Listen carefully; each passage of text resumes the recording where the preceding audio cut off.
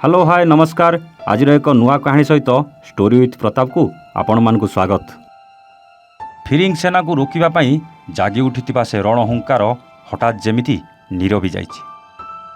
काली jar डाकरे सारा पाइक सेना मनरे रक्त गरम होई उठुतला से सब जेमिति मौली जाइछि।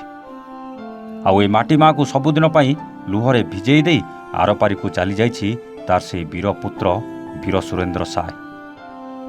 1809 जानुआरी 23 रे जन्मग्रहण करथिले ए वीर पुरुष। तुलसी दुई पत्रु बासी उठिला परी पिलाटी दिनरू सुरेंद्र साय निजर प्रतिभा को नहीं आगे आसिथिले। कौन हातरे से युद्ध कौशल को जे के भी देखुतला से कही उठुतला ए संतान निश्चित भावरे जड़े वीर योद्धार परिचय तैयारी करिवो। आम राज्य ओडिशार संबलपुर जिला ठारू 14 किलोमीटर दूर अवस्थित खंडा ग्राम, जोठारे चौहान राजवंश अधीन कार्य करिथांती धरम साय। तांकरी कोଳରେ सुपुत्र भाव जन्म नियंती सुरेंद्र साय।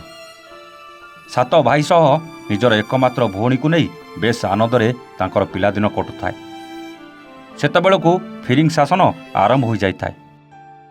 इंग्रेज सरकार चाबुक माड़े ए माटी सते जेमिति लोहु लुहाण हो सारी थाए।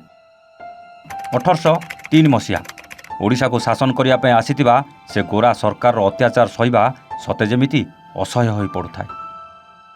आउ से सबको पिलादिनरू सही आसुवा सुरेंद्र प्रथम थर पर निजर संग्राम आरंभ करथिले 1827 मसीह। सेतबेलकु तांको मात्र होइथाए 18 वर्ष, किंतु तांको वीरत्वर गर्जन रे थरी उठिथिला फिरिंग सेनार छाती। गोटेपटे महाराजा सायक मृत्यु को नहीं संबलपुर राजगादी दुर्बर हो पड़ता को नहीं इंग्रेज सरकार आगे आसथिबा बेले तांको सामना करने को बाहरी आसथिले सुरेंद्र साय।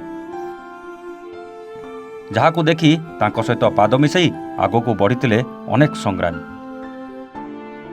1804 मसीहा तांको प्रथम थर गिरफ करी हजारीबाग जेल में बंदी करा जायतिला, किंतु एतिके शेष होई नथिला तांको जीवनर संघर्ष।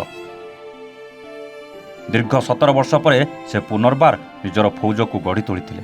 आउ एथर सते जेमिति से मनरे टाण नैथिले जहाँ भी कष्ट आसुना कहीं ए माटी माँ को से स्वाधीनतार स्वाद चखेबे।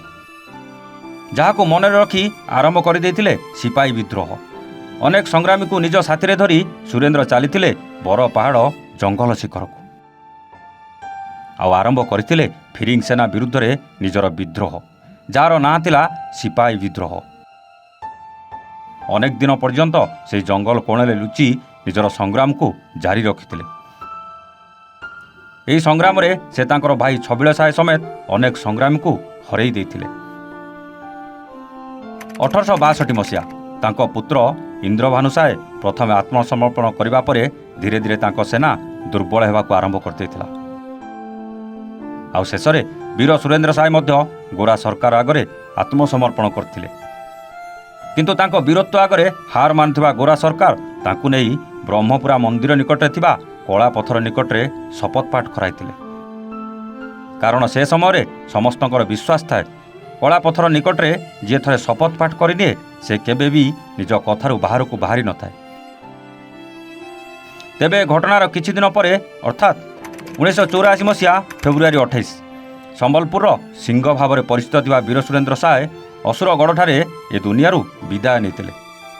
जहाको हरैबा परे सते जेमिति थरी उठिथिला वीर संग्रामर माटी।